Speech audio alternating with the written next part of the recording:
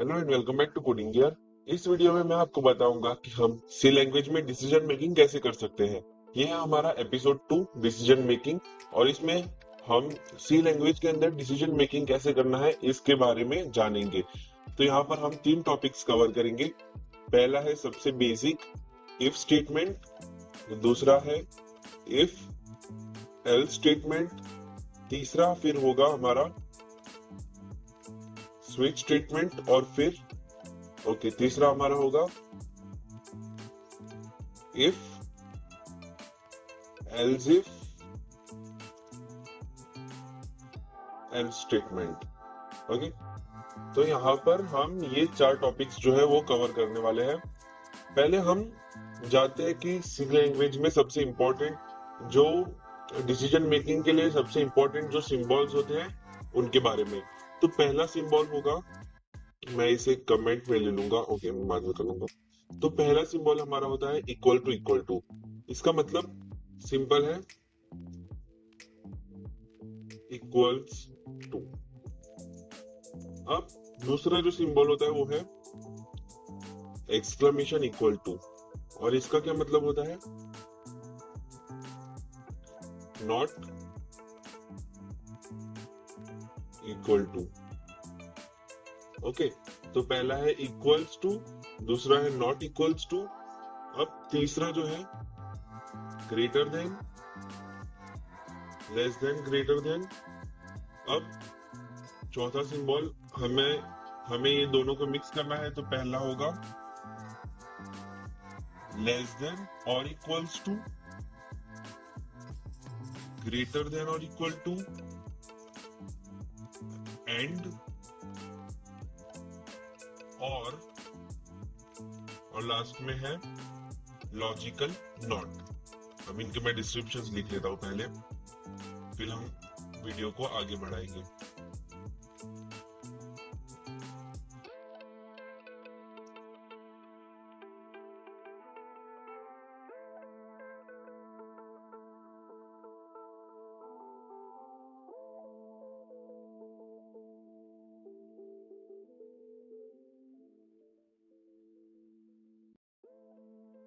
तो इस सिंबल को हम क्या कहते हैं, लेस देन,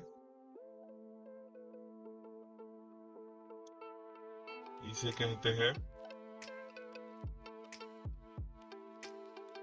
ग्रेटर देन। ये जो है हमारे कंडीशंस के अंदर काम आएंगे। जब हम कंडीशन कोई भी अप्लाई करेंगे तो ये सिंबल्स हमारे काम आएंगे। लेस देन, इक्वल टू,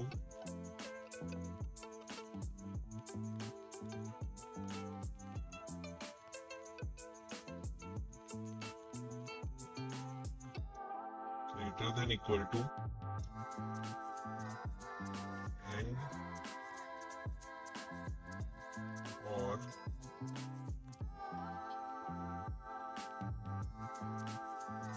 यहाँ पर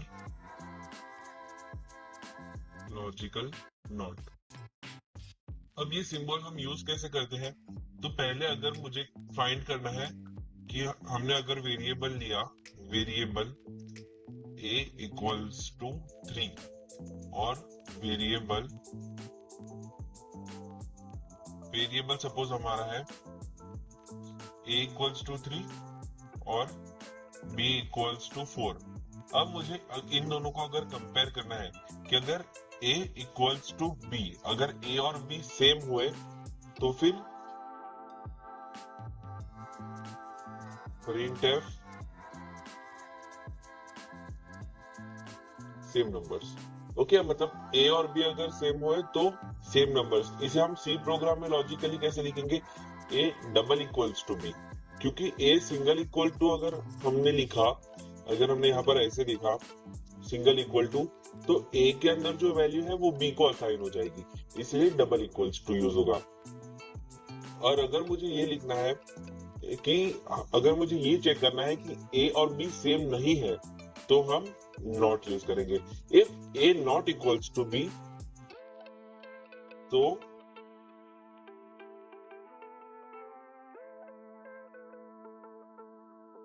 डिफरेंट नंबर्स।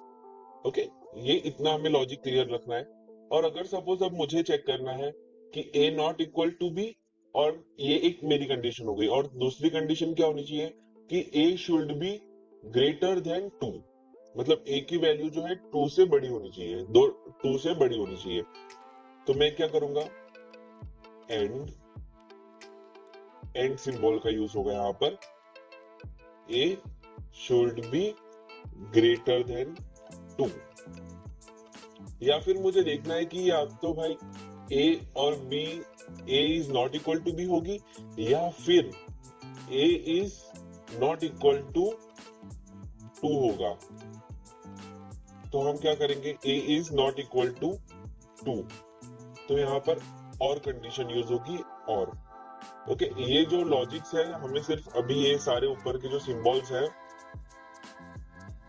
ये सारे सिंबल्स अभी के लिए ध्यान में रखने हैं। ये जो लॉजिक हो बाद में अपने आप जब प्रोग्राम करेंगे तब अपने आप ये सब लॉजिक्स बिल्ड होंगे। अभी के लिए यहाँ पर मैंने शॉर्ट इंट्रो इसका दे दिया। अब आते हैं हमारे मेन टॉपिक पर, इफ, एल्स इफ और साथ में स्विच स्टेटमेंट पर। तो पहले हम इफ स्टेटमेंट के बारे में जानते हैं। इफ स्टेटमेंट में क्या होगा कि पहले एक कीवर्ड होगा यहाँ पर। अब सपोज मुझे यहाँ पर, जैसे मैंने आपको ऊपर बताया कि a equals to 3, b equals to 4, इसी प्रोग्राम के साथ आगे बढ़ते हैं। मैं एक प्रोग्राम क्रिएट कर लेता हूं पहले।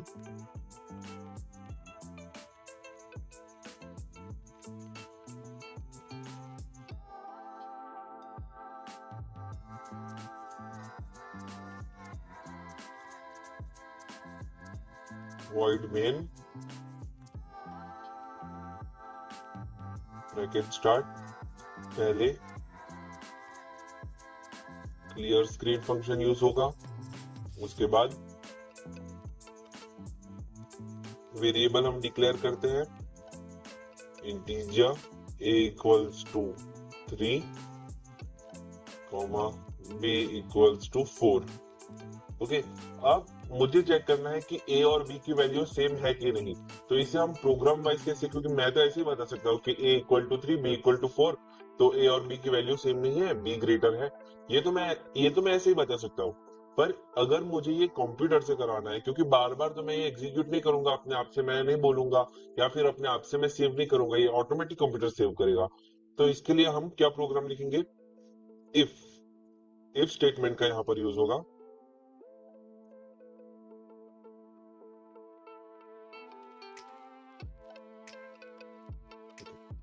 तो यहाँ पर हम इफ स्टेटमेंट का यूज करेंगे कि अगर, इफ का मतलब क्या होता है, अगर और bracket open bracket close. Bracket के अंदर क्या आएगा, हमारी जो कंडीशंस होते हैं, जो जितनी भी कंडीशंस होती है वो सारी ब्रैकेट के अंदर आएगी। तो मुझे यहाँ पर चेक करना है ए और बी की वैल्यू सेम है या फिर नहीं। तो if A equal to B, अगर ए और बी सेम है तो फिर क्या होगा, print F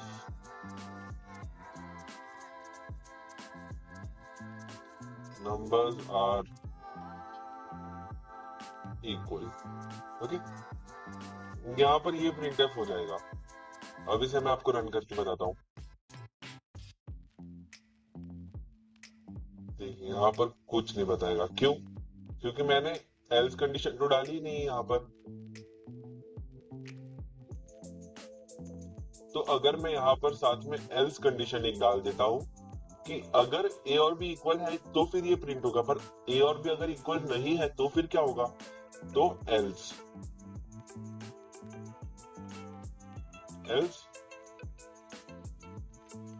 print F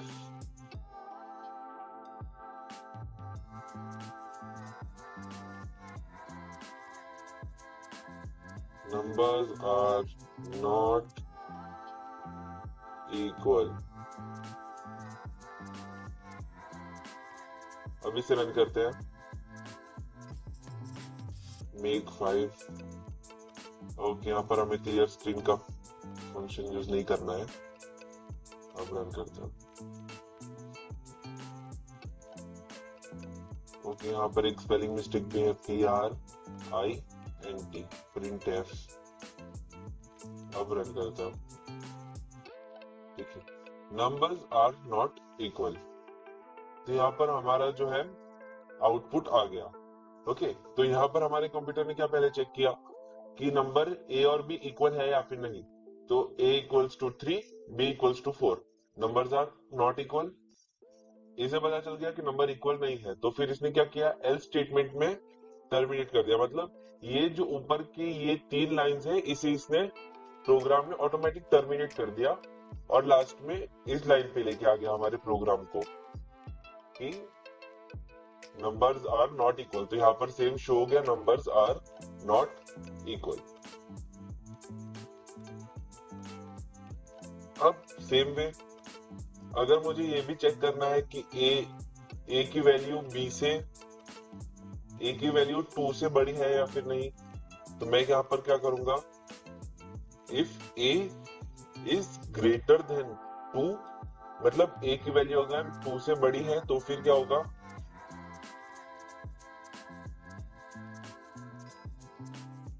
A is greater, या फिर क्या होगा, ओके कम करते, ए इज ग्रेटर देन 2 छोड़ देते अभी, और मुझे सपोज कंपेयर करना है कि कौन सी वैल्यू बड़ी है, ए और बी में से कौन सी वैल्यू बड़ी है, यहाँ पर मुझे ये जानना है। तो मैं ऐसे तो देख के बता सकता हूँ कि बी की वैल्यू 4 है, तो भाई बी की वैल्यू बड़ी है यहाँ पर कंप्यूटर कैसे करेगा, तो if A is greater than B, तो फिर क्या होगा, अगर ए की वैल्यू बी से ग्रेटर है तो फिर ए इज ग्रेटर, और अगर नहीं एल्स में क्या होगा, फिर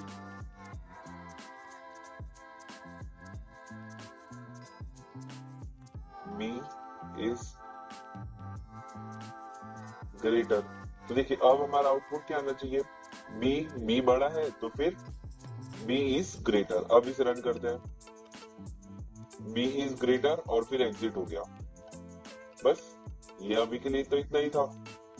अब जरूरी थोड़ी है कि ए और बी की वैल्यू सेम एक बड़ी छोटी रहेगी, अगर ये भी हो सकता है कि ए इज 3 और बी इक्वल्स टू 3, तो इस केस में हमारा प्रोग्राम क्या करेगा, कुछ नहीं करेगा। देखिए कुछ नहीं, बी इज ग्रेटर, क्योंकि इसे आगे कुछ वैल्यू मिली ही नहीं, इसे आगे कुछ डिस्प्ले करने के लिए मिला ही नहीं। यहाँ पर तो इसने देख लिया कि ए इज ग्रेटर देन बी, नहीं, तो फिर ये डायरेक्ट एल्स में चला गया। तो हम यहाँ पर क्या करेंगे, एल्स के पहले एल्स इफ का यूज करेंगे कि अगर ए और बी और फिर A equal to B,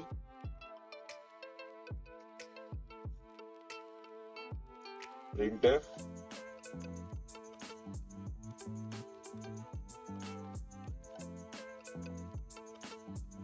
numbers are equal. तो मतलब यहाँ पर क्या होगा कि पहले हमारी कंडीशन चेक होगी, ए इज ग्रेटर देन बी, यहाँ ऊपर हम ये कर लेते हैं, पहले की वैल्यू 4, तो यहाँ पर हमारी कंडीशन चेक होगी कि if A is greater than B, नहीं फॉल्स, तो फिर ये आगे जाएगा, इफ एल्स इफ कि ये नहीं तो फिर अगली condition A equal to B, नहीं ये भी फॉल्स है, तो फिर क्या होगा, अगर ये भी फॉल्स है, ऊपर की दोनों कंडीशन फॉल्स है, तो फिर ये एल्स में चला जाएगा। देखिए यहाँ पर क्या डिस्प्ले होगा, बी इज ग्रेटर। अब यहाँ पर अगर मैं बी की जगह 4 की जगह 3 डाल दूं, तो देखिए नंबर्स आर इक्वल। तो मतलब यहाँ पर हुआ क्या, कंडीशंस 2 बार चेक हुई यहाँ पर। अब सपोज मुझे ये करना है कि ए इज, अब ये तो यहाँ पर हो गया हमारा प्रोसेस कंप्लीट, अब इसे पूरा निकाल देते हैं। अब ग्रेटर देन लेस देन हो गया, इक्वल टू हो गया, नॉट इक्वल टू वो भी सेम ही है, अगर A is not equal to B तो फिर वैल्यू प्रिंट होगी, और एल्स में दूसरी वाली, मतलब रिवर्स, बेसिकली ये रिवर्स प्रिंट होगा। अब बात करते हैं एंड और की। तो जब भी हमें कोई भी 2 वैल्यूज, 2 कंडीशंस को सेटिस्फाई करवाना है कि suppose A is greater than B भी होना चाहिए और a is greater than 3b, a equal to 3b होना चाहिए। ये दो कंडीशन होगी तभी हमारी प्रिंट एफ की वैल्यू जो है वो आएगी, नहीं तो फिर जो दूसरे हम प्रिंट एफ देंगे वो आएगी। तो इफ, अब मुझे यहाँ पर ये दो चेक करवाना है, प्रिंट एफ ए, ओके। तो यहाँ पर क्या होगा, अब मुझे यहाँ पर तो दो वैल्यू चेक करवानी है कि a is greater than b भी होना चाहिए और a इक्वल टू 3 भी होना चाहिए। तो मैं यहाँ पर एंड फंक्शन का यूज करूंगा, एंड। तो बेसिकली इफ स्टेटमेंट जो है वो देखेगा कि a is greater than b and a is equal to 3, तो फिर प्रिंट होगा। अब यहाँ पर b की वैल्यू 2 ले लेते हैं, तो अब प्रिंट एफ क्या होगा, a प्रिंट होके आना चाहिए। रन करते हैं, error expression is not assignable. ए देखिए यहाँ पर a इक्वल टू 3 होना चाहिए। अब रन करते हैं, तो देखिए ये यहाँ पर a प्रिंट होके आ गया हमारा। अब यहाँ पर भी हम एल्स लगा सकते हैं, एल्स कि अगर ऐसा नहीं है तो फिर क्या होगा, प्रिंट एफ या अच्छे से डेमोन्स्ट्रेट करवाने के लिए मैं यहाँ पर यूज करूंगा a is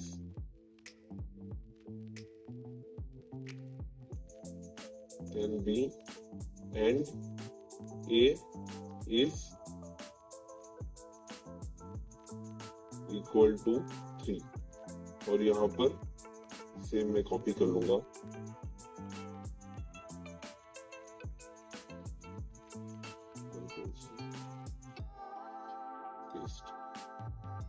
A is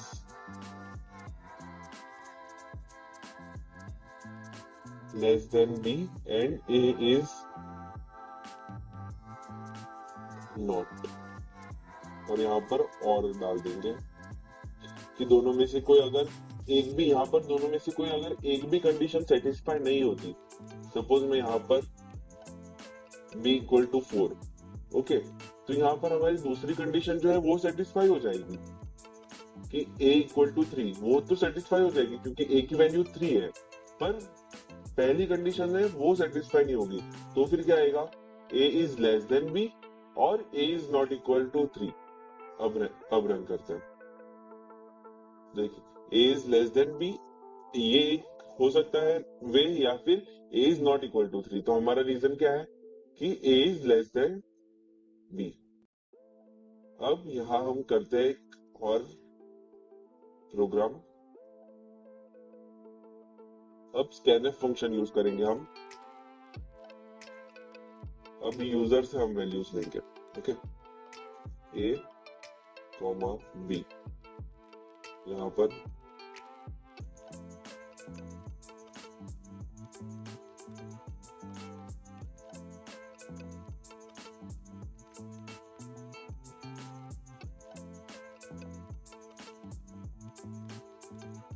enter value of a, okay. अब scanf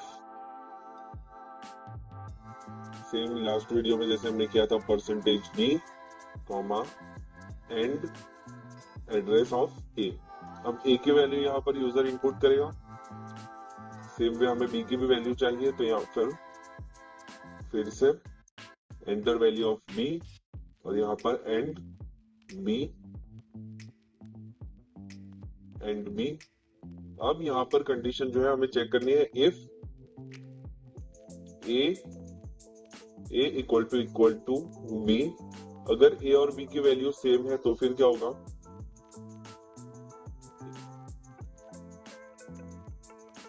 print F a is equal to b,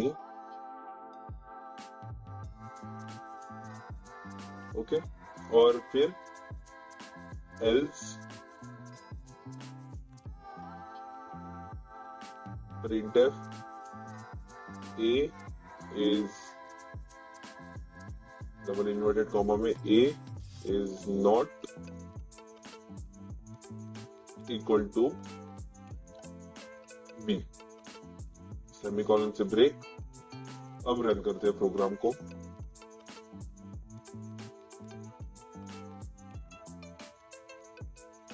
यहाँ पर गेट ch फंक्शन यूज करेंगे पहले तो, कैरेक्टर चाहिए हमें इसीलिए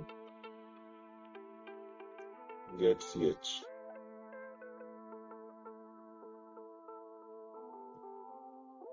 स्टॉप, रन।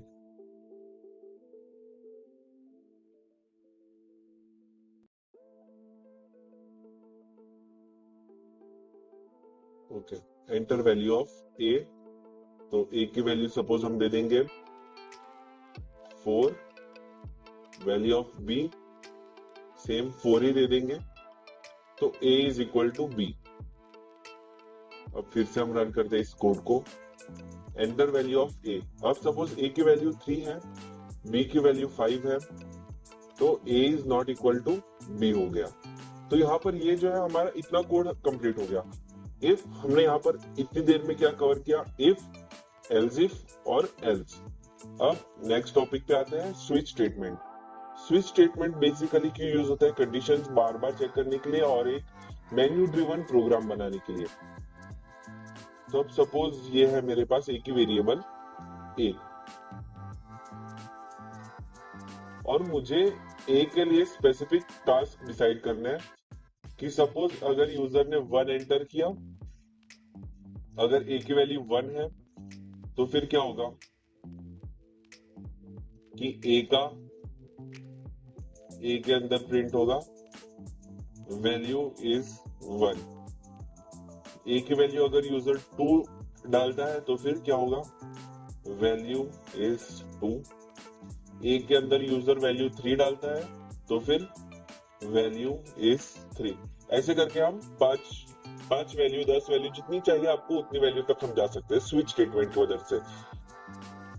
ये हम इफ एल्स स्टेटमेंट की मदद से कर सकते हैं, पर ये इफ एल्स स्टेटमेंट के अंदर बहुत ही लंबा प्रोसीजर हो जाएगा कि if A equal to 1, if A equal to 2, if A equal to 3। तो इसलिए हमारे प्रोग्रामर्स ने हमें ये सिंपल और शॉर्ट सा फंक्शन दे रखा है, स्विच। स्विच के अंदर स्विच कीवर्ड पहले यूज होगा, फिर कौन से वेरिएबल की वैल्यू यहाँ पर चेक होगी वो वेरिएबल यूज होगा, उसके बाद एंटर करके open and close curly brackets. अब open and close curly brackets में हमें लिखना क्या है, केस अगर 1 है, इफ केस इज 1, अगर वैल्यू जो है वो 1 है, सपोज 1 की जगह संडे होता या फिर कोई भी ईयर होता 2004, तो ये क्या होती, ए के अंदर की वैल्यू जो यूजर ने हमें ऑलरेडी दे रखी है यहाँ पर स्कैनएफ फंक्शन की मदद से। ओके, ये कोई रैंडम वैल्यू में नहीं ले रहा हूँ, कोई यूजर ने जो वैल्यू दी है हमारे हिसाब से उसने वैल्यू दी है वो यहाँ पर होगी। अब मैं यहाँ पर वैल्यू ऑफ ए की जगह पर चेंज करके दिखता हूँ, value of single digit number, so that the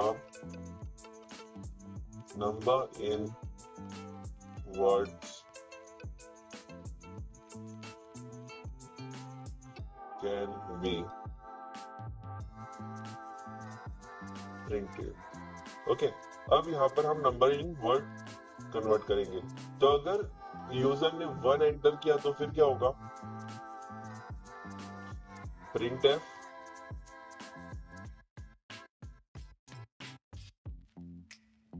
value is 1। अब यहाँ पर ये एंड, पर ये स्विच स्टेटमेंट ब्रेक कैसे होगा, मतलब अब कंप्यूटर को कैसे पता चलेगा। यहाँ पर मैंने सारे ये सपोज केसेस लिख दिए 1 2 3 4 5 6 7 8 9। इन 9 के 9 के लिए मैंने केसेस लिख दिए, वो भी कर लेते हैं 2 3 4 5 6 7 8 और 9। ओके, और यहाँ पर वैल्यू इज 9 8 7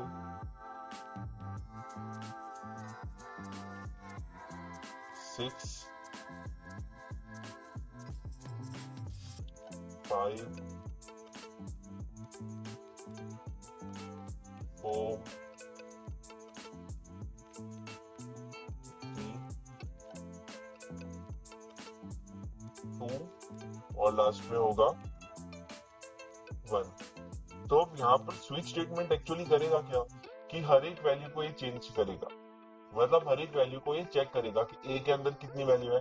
अब सपोज 1 वैल्यू हुई, एंटर हुई, यूजर ने 1 वैल्यू एंटर की, तो ये 1 तो चेक करेगा ही, साथ में ये सारे के सारे चेक होंगे वैल्यूज। तो क्या होगा, हमारी टाइम कंज्यूमिंग जो है बढ़ जाएगी। तो इसलिए हमें एक दूसरे फंक्शन का यूज करना है, ब्रेक। अब इस ब्रेक फंक्शन से होता क्या है कि यहाँ पर अगर इसे वैल्यू मिल गई तो तुरंत ही ब्रेक हो जाएगा ये स्विच स्टेटमेंट, और ये फंक्शन का यूज हम सारे के सारे केसेस में करेंगे। सिंपली इसे कॉपी पेस्ट ही करना है हमें।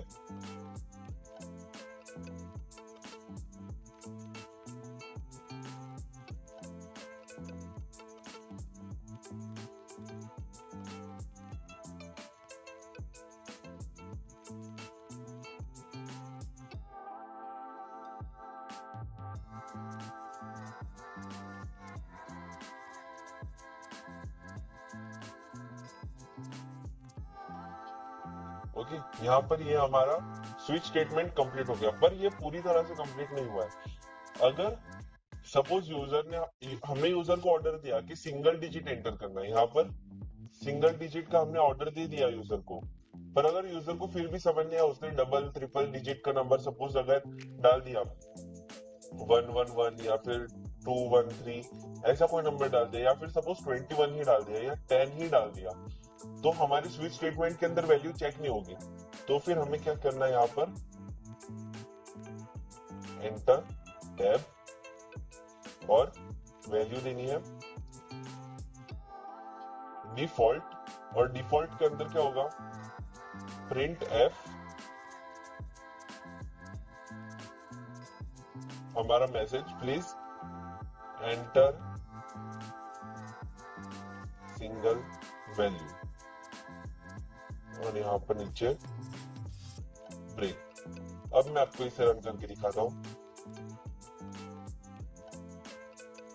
अब यहाँ पर मैंने ऑर्डर दे दिया सिंगल डिजिट नंबर, तो मैंने एंटर किया 1, एंटर, वैल्यू इज 1। अगर मैंने एंटर किया 31, 32, वेट रन करना होगा। अगर मैंने यहाँ पर एंटर कर दिया 54, enter, please enter single value, जैसे हमने यहाँ पर इसे कमांड दिया था वैसे इसने यहाँ पर हमें प्रिंट करके दिखाया कि प्लीज एंटर सिंगल वैल्यू। तो ये था बेसिक एक स्विच स्टेटमेंट। अब इसे अंदर आगे लूपिंग में यूज होगा, इफ स्टेटमेंट लूप में यूज होगा, नेस्टेड इफ होगा आगे जाके। नेस्टेड इफ कैसे होता है वो मैं आपको दिखाता हूं। इफ, यहाँ इस इफ की कंडीशन, यहाँ इफ की कंडीशन आ गई, एंटर, यहाँ ये आ गया। अब इफ की कंडीशन यहाँ पर अगर सेटिस्फाई हुई तो उसके अंदर भी एक और इफ, क्या अगर a is greater than b, अगर ट्रू है इफ की कंडीशन ये वाली सेटिस्फाई हो गई तो a is greater then c, a is greater then 3, अब ये कंडीशन सेटिस्फाई होगी। तो ऐसे करके ये nested if, nested looping, nested switch statement, ये आगे ये सब बहुत नेस्टेड फीचर्स बढ़ते रहेंगे। ये अभी मैंने आपके लॉजिक्स को यहाँ पर क्लियर करने के लिए बेसिक सिंपल शब्दों में समझा दिया। बस इस वीडियो के लिए इतना ही था। यहाँ पर ये जो कोड आपको दिख रहा है, मैंने ये जो पूरा प्रोग्राम आपके सामने लिखा था, ये पूरा प्रोग्राम आपको मेरे ब्लॉग पे और इस वीडियो के डिस्क्रिप्शन में देखने मिल जाएगा। Thank you.